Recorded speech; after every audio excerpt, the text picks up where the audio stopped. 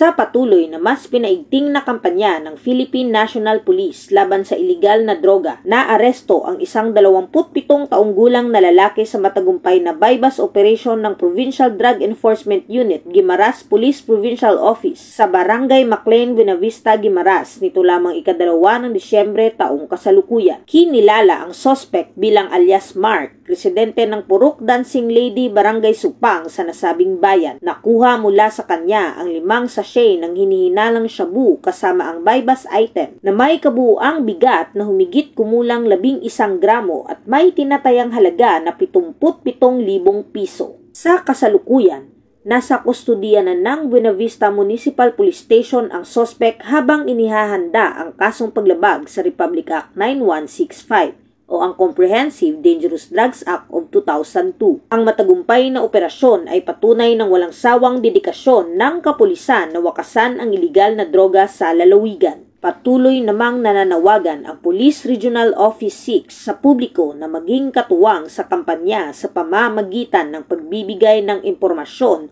at pagsuporta sa mga programang pangkapayapaan at pangseguridad. Sa patuloy na pagtutulungan ng komunidad at kapulisan, umaasa ang PNP na tuluyan nang mababawasan at tuluyang mapuksa ang banta ng iligal na droga.